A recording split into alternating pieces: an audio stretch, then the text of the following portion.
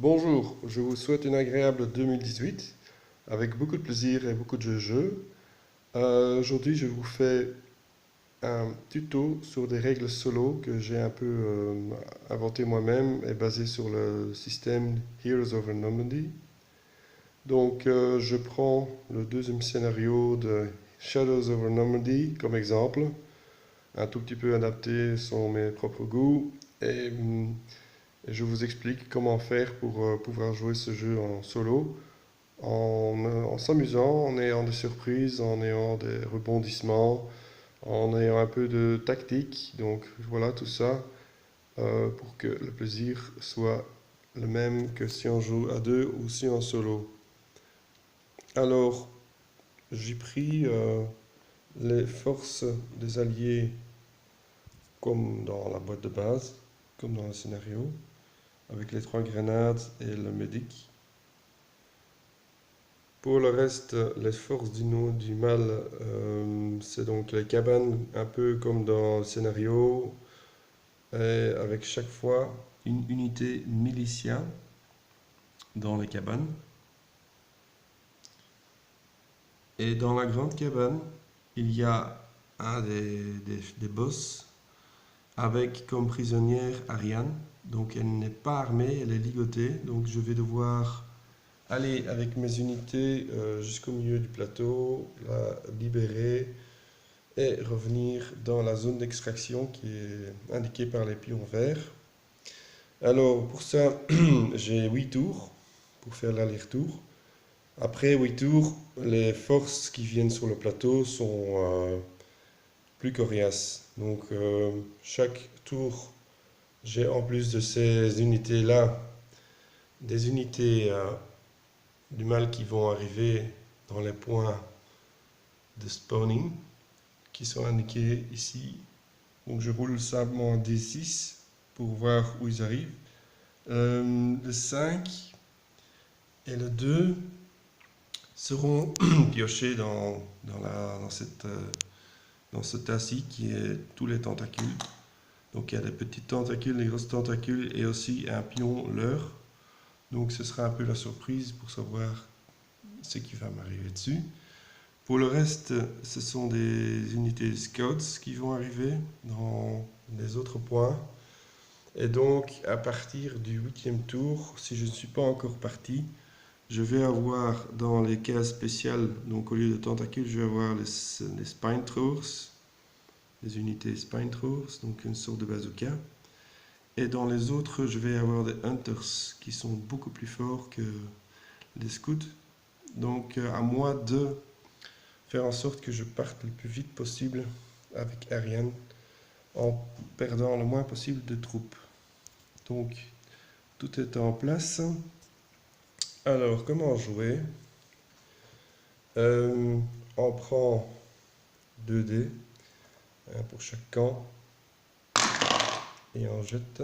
Et alors, on voit ici que c'est les troupes alliées qui ont l'initiative. Donc, tour 1, ce sont les alliés qui ont l'initiative. Ça veut dire que c'est eux qui ont toujours le premier mouvement, première action quand il y a une égalité. Je vais vous expliquer ça comme tout de suite. Donc, qu'est-ce que j'ai fait? J'ai roulé un D6 pour chaque unité, sauf Ariane, comme elle ne sait rien faire jusqu'à ce qu'elle soit délivrée. Et c'est ça qui va indiquer l'ordre d'activation de chaque unité.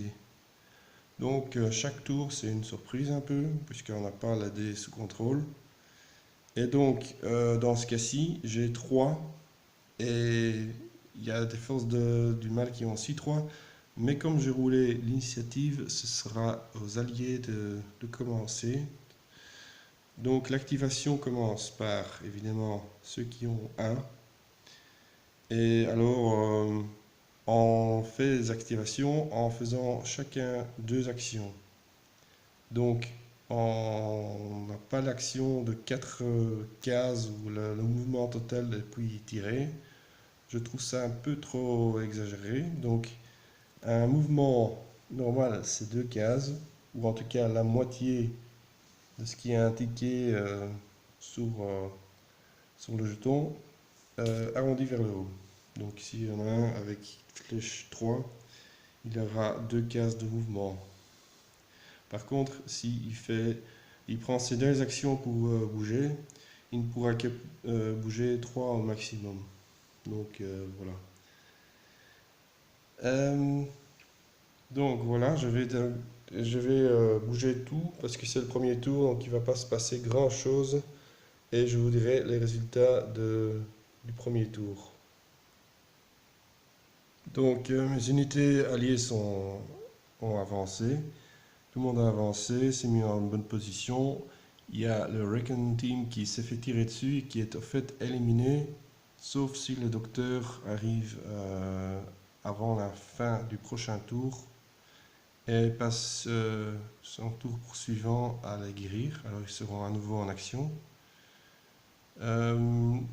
J'ai réussi à éliminer cette militia qui était dans la cabane. J'ai aussi réussi à mettre un suppressed counter sur l'autre militia. Alors ceux-là, ils n'ont rien parce qu'ils étaient trop loin. Il y a des scouts qui sont arrivés de l'endroit 4. Et il y a Garrett, donc le boss, qui est activé puisqu'il n'y avait rien pour tirer dessus. Il est actif. Donc dès qu'il y a une unité qui arrive dans son collimateur, crac, il peut tirer dessus. Donc qu'est-ce qui est du suppressed? Donc en principe le suppressed c'est seulement quand on tire avec une mitraillette. Mais comme dans les films de guerre, en fait on peut faire un suppressed fire avec n'importe quelle arme. Il y a des armes qui sont faites pour, comme les mitraillettes en effet. Alors ce que j'ai fait en règle solo, c'est que une mitraillette, ça tire toujours, ça met toujours un suppressed fire, sauf si on roule à 1. Là, on a vraiment tiré totalement dans le vide et les autres n'ont même pas peur. Mais autrement, une mitraillette craque toujours suppressed.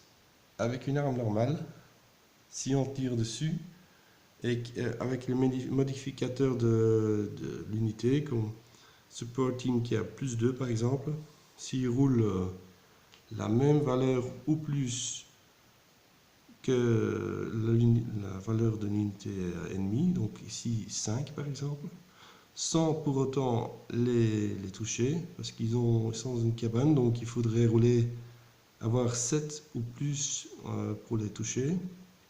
Mais s'ils roulent en total 5 ou 6, ils pourront alors à ce moment-là mettre un counter suppressed sur l'unité.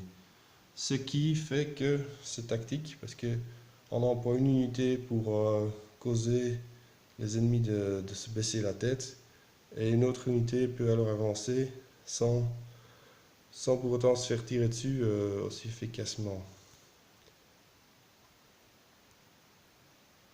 Donc on continue le deuxième tour, on fait à nouveau la même chose, on roule un dé pour chaque unité, sauf ceux qui ont été éliminés ou qui sont emprisonnés. Les Activate Tokens donc, partent à la fin du tour parce qu'ils ne savent plus réagir sur un mouvement ou un tir ennemi. Donc ils sont à nouveau mis dans l'ordre de l'initiative en roulant un dé. Alors ce tour-ci, il y a des scouts qui vont arriver vers la zone 3 et qui ont aussi donc leur propre indication d'initiative. Les jetons suppressed, eux, ils restent.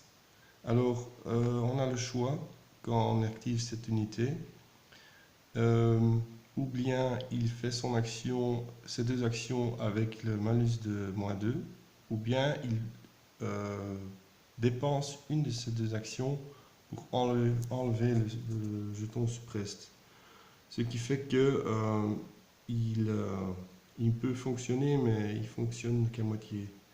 Donc ça veut un peu, ça reflète un peu l'action de se mettre à couvert. Donc voilà.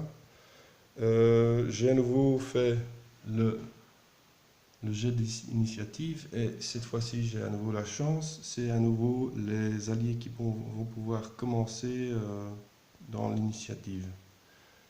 Donc voilà, je vais à nouveau activer tout le monde et faire le deuxième tour. Et alors je vais vous montrer le résultat.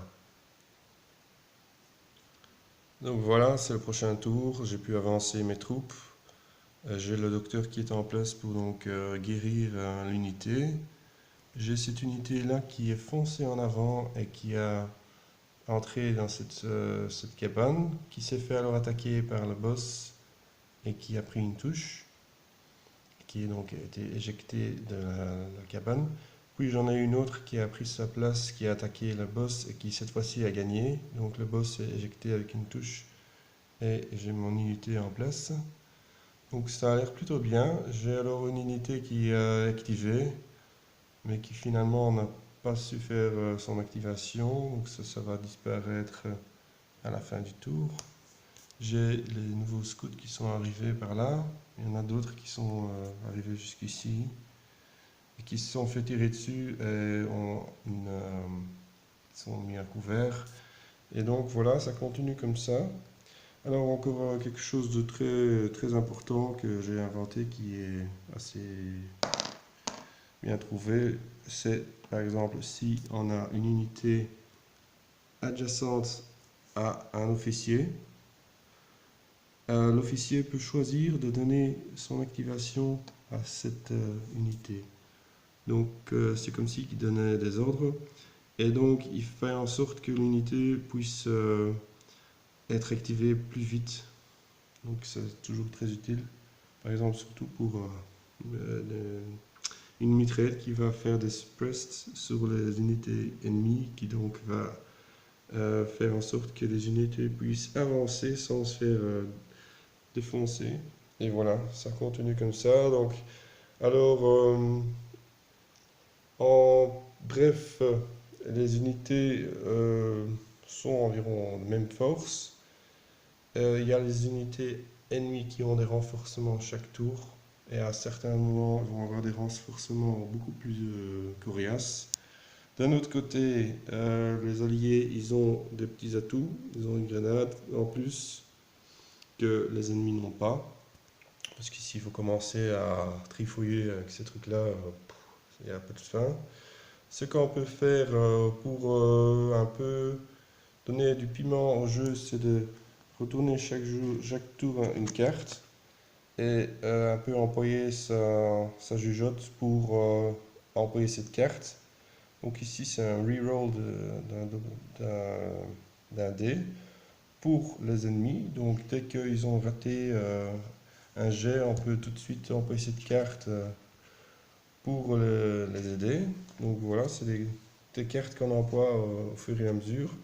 Et alors, la même chose pour les alliés, ils peuvent aussi avoir des cartes qu'ils peuvent employer pour faire une action supplémentaire, etc. Si, voilà. Donc, un peu employer sa jugeote pour employer les cartes. Donc, on retourne chaque tour une carte qu'on emploie selon la situation. Donc ça peut ajouter du piment au jeu. Ce qu'on peut aussi faire si on se fait trop fort déglinguer par l'ennemi. Parce que, bon, parfois l'initiative est totalement pourrie et on a presque toutes ces unités qui se font d'abord tirer dessus avant qu'ils puissent faire une action. Donc ça a parfois un jet de dés qui fait que ça va aller très mal. Alors si c'est trop difficile, on peut par exemple donner trois actions supplémentaires, donc trois demi-actions supplémentaires aux alliés. Et on leur en prend des jetons comme ça qu'on met à côté et que chaque fois qu'on emploie une action, tac, tac, tac. Et alors une action, ça veut dire qu'il bouge 2 cases ou il tire une seule fois. Et voilà. Et comme ça, on peut quand même faire un tout petit plus pendant son tour pour avoir le dessus. Et voilà. Je pense que j'ai fait le tour. Si vous avez des questions, envoyez-moi un petit texte. Et voilà. Donc j'espère que ça vous a aidé si vous voulez jouer à Heroes of Normandy tout seul. Et voilà, ce sont les règles fait maison un peu. Et ce qui est que, avec les renforcements, ce que je trouve ça bien, c'est que le jeu ne finit pas. Il y a toujours cette pression dans le temps qui fait qu'il faut bouger, quoi. Si on a tué tous les ennemis et qu'il n'y a plus rien qui se passe, ça tombe un peu à plat.